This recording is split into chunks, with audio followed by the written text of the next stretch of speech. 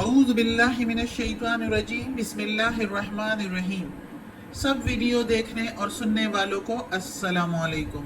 ہمارے چینل کے پیارے ویورز، آج ہم تلاوت کریں گے سورہ انفال کی آیت نمبر 67، 68 اور 69، یعنی کہ آیت نمبر 67، 68 اینڈ 69 انشاءاللہ تلاوت کریں گے ترجمہ کے ساتھ اور تفسیر کے ساتھ۔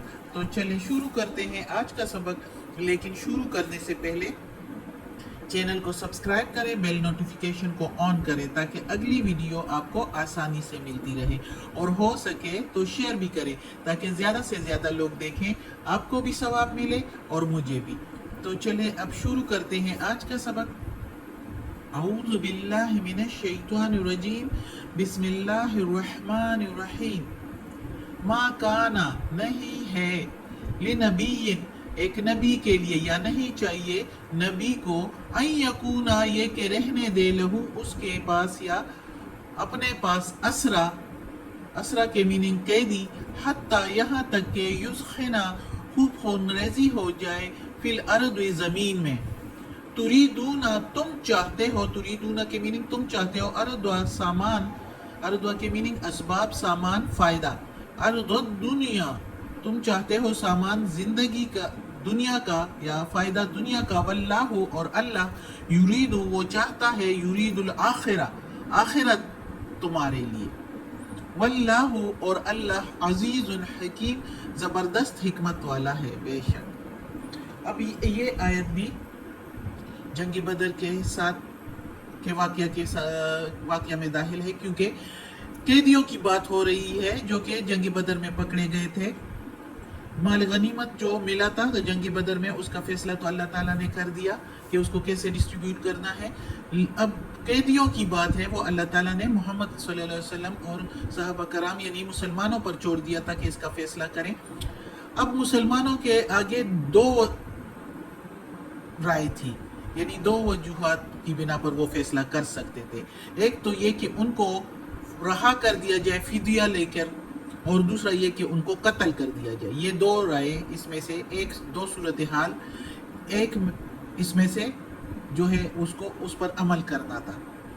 تو حضرت ابوبکر صدیق رضی اللہ تعالیٰ عنہ نے یہ رائے دی کہ یا رسول اللہ، یہ سارے ہمارے رشتہ دار، قرابت والے، بھائی بند ہیں، اور ان کو اگر معاف کر دیا جائے، فدیہ لے کر رہا کر دیا جائے تو زیادہ بہتر ہے، ہو سکتا ہے یہ متاثر ہو جائے کل کو یہ بھی، اور ان کی اولاد ہمارے بازو بن جائے، اور جو فدیہ مل جائے گا وہ ہمارے جہاد میں کام آئے گا۔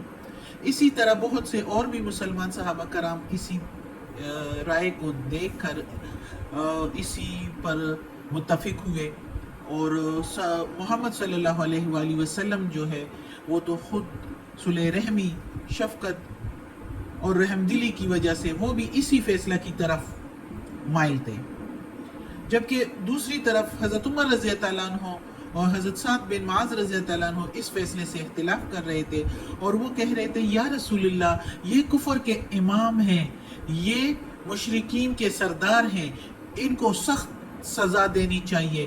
13 سالوں تک انہوں نے مسلمانوں کو ستایا، 13 سال تک، تو ان کے سخت سے سخت کارروائی کرنی چاہیے تاکہ یہ دوبارہ مسلمانوں کو ستانے کی جرت نہ کرے، ان میں حوصلہ ہی نہ رہے، ان پر ہیبت ہو جائے مسلمانوں کا، ان کو قتل کر دیا جائے، اور اسپیشلی جو ان میں جس مسلمانوں کے قرابت والے ہیں وہ ہی اس کو قتل کر ڈالے، اور اس طرح اللہ کے سامنے بھی ہم لوگ سرخرو ہوں گے، اور اللہ کے معاملہ میں ہم نے کوئی اپنے قرابت والوں کو بھی نہیں دیکھا، اور مالی فائدے کو بھی نہیں دیکھا، اور کافروں کے معاملہ میں جو ہماری نفرت ہے، نفرت کا اظہار اور بیزاری کا اظہار، وہ بھی اللہ کے آگے ہو جائے گا۔ یہ حضرت عمر رضی اللہ عنہ، حضرت سعد بن معاذ رضی اللہ عنہ کی رائے تھی، لیکن عمل ہوا حضرت ابوبکر صدیق رضی اللہ عنہ کی رائے پر، کیونکہ زیادہ تر مسلمان صحابہ کرام اسی طرف تھے، کچھ تو اسی کے فیصلے کے ساتھ اللہ دلوں کا حال جانتا ہے، لیکن کچھ صحابہ ایسے بھی تھے جو مالی فائدے کو دیکھ رہے تھے اور اس فیصلے کے ساتھ متفق تھے. تو اس لیے ان کو تو اللہ تعالیٰ نے کہا کہ تم تو چاہتے ہو دنیا کا اسباب، دنیا کا فائدہ. جنہوں نے صرف مالی فائدے کے لیے سوچ کر اس حضرت ابوبکر صدیق رضی اللہ عنہ کے رائے سے متفق تھے، تو ان کو اللہ تعالیٰ نے یہ تم دنیاوی مال کے فائدے کے لیے تم فائدہ چاہتے ہو، جبکہ اللہ تمہارے لیے آخرت کا فائدہ چاہتا ہے، کیونکہ آخرت کا فائدہ زیادہ بہتر ہے، وہ ہمیشہ کے لیے ہے. دنیا کا فائدہ تو صرف دنیا میں ہی رہ جائے گا. یہ دنیا کی زندگی، آخرت کے آگے کچھ لمحے ہیں، کچھ لمحے، دن بھی پورا نہیں. تو اس لیے اللہ تعالیٰ تمہارے لیے آخرت کا فائدہ چاہتا ہے جو کہ ہمیشہ کے لیے ہے، اور ادھر سکون اور خوشی ہے. ادھر سکون اور خوشی کو تلاش کرتے کرتے زندگی ختم ہو جائے گی، لیکن سکون اور خوشی ادھر نہیں ملنے والی، کیونکہ دنیا آزمائش کی جگہ ہے. اس لیے اللہ تعالیٰ کہتا ہے کہ یہ زبردست حکمت ہے اللہ تعالیٰ کی. اس لیے اللہ تعالیٰ چاہتا ہے کہ ان کی خونریزی کر لو، چونکہ اللہ تعالیٰ تو دلوں کا حال جانتا ہے.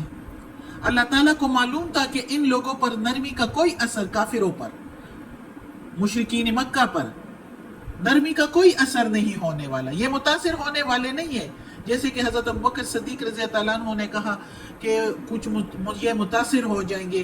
تو اللہ تعالیٰ کو معلوم تھا، اس لیے اللہ تعالیٰ کا ادھر یہ ذکر ہے کہ خوب خونریزی کرو، یعنی ان کو قتل کر دیا جاتا تو زیادہ بہتر تھا. فیصلہ عمل تو اسی پر ہوا جو حضرت ابوبکر صدیق رضی اللہ عنہ نے رائے دی، لیکن اللہ نے اس فیصلے کو پسند نہیں فرمایا اور ادھر کہا ہے کہ ان کو قتل کر دیا جاتا. نبی کے لیے نہیں چاہیے کہ وہ قیدی رکھتا، چھوڑ دیتا، یعنی اپنے پاس چھوڑ دیتا. تو یہ اس کا مطلب یہ ہے کہ قیدیوں کو جو فدیہ لے کے رہا کر دیا، یہ نہیں، ان کو قتل کر دیا جاتا تاکہ کافروں پر خوب خیبت طاری ہو جاتی، اور پھر وہ مسلمانوں، جس طرح حضرت عمر رضی اللہ عنہ نے کہا تھا کہ وہ جرأت نہ کرتے، کیونکہ اللہ تعالیٰ تو سینوں کا راز جانتا ہے. ان کے لیے دوسرا راستہ ہی نہ ہوتا کافروں کے لیے، کہ وہ یہی سمجھتے کہ مسلمان جب قید کر لیتے ہیں، پکڑ لیتے ہیں، تو وہ پھر مارتے ہی مارتے ہیں، چھوڑتے نہیں ہیں، تو وہ دوبارہ جنگ کی جرأت ہی نہ کرتے، جس طرح کہ انہوں نے دوبارہ بار بار جرأت کی ہے. تو یہ اس لیے اللہ تعالیٰ کہتا ہے کہ ان کو مار دیا جاتا تو یہ زیادہ بہتر تھا. اگلی آیت میں اللہ تعالیٰ کیا کہتا ہے؟ لولا، اگر نہیں، کتاب لکھ چکا ہوتا، کتاب من اللہ، اللہ کی طرف سے، سبقہ، پہلے سے، لمسکم، پہنچتا تم کو، یا چھو لیتا تم کو. لمسا کے میننگ البتہ یا ضرور ہی ضرور لا کے میننگ، اور مسا کے میننگ چھو لیتا، جس طرح اردو میں بھی یہی کہا جاتا ہے لمس. تو یہ اردو میں بھی یہی ورڈ یوز ہوتا ہے، یعنی چھو لیتا تم کو.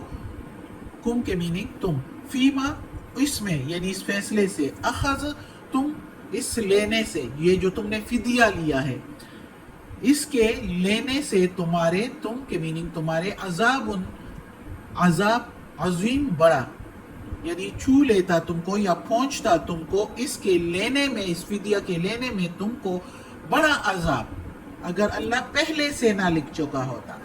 اللہ تعالیٰ نے پہلے سے کہا تھا، جب وہ جنگ بدر کے لیے مسلمان جا رہے تھے، تیار ہو رہے تھے، تو اللہ تعالیٰ نے کہا تھا ان کو تسلی دینے کے لیے، ان میں جرأت اور بہادری پیدا کرنے کے لیے، کہ جنگ بدر میں شامل ہونے والے جتنے بھی مسلمان ہیں ان کے اگلے پچھلے سارے گناہ معاف. یہ اللہ تعالیٰ نے طے کر چکا تھا. اس لیے ادھر اللہ تعالیٰ کہتا ہے کہ اگر نہ لکھ چکا ہوتا اللہ پہلے سے، تو پہنچتا تم کو بڑا عذاب اس فدیہ لینے میں. اور دوسری یہ بات بھی کہ جہاں پر محمد صلی اللہ علیہ وآلہ وسلم موجود ہو، تو اللہ تعالیٰ نے کہا کہ ادھر میں عذاب نہیں لاؤں گا، ادھر عذاب نہیں ہوگا. یہ بھی ہم نے پہلے پڑھا ہے اسی سورہ انفال میں. تو یہ اللہ تعالیٰ نے کہا کہ اگر یہ نہ لیتے تو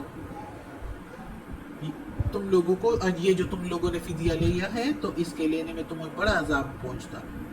صدق اللہ العظیم. آج کا سبق ختم ہوتا ہے. اللہ ہمیں توفیق دے اس قرآن مجید کا ترجمہ مکمل کرنے کی اور اس پر عمل کرنے کی توفیق دے. آمین. صدق اللہ العظیم. یا پروردگار، یا رب العالمین، یا مالک یوم الدین، یا اللہ کل شیء قدیر.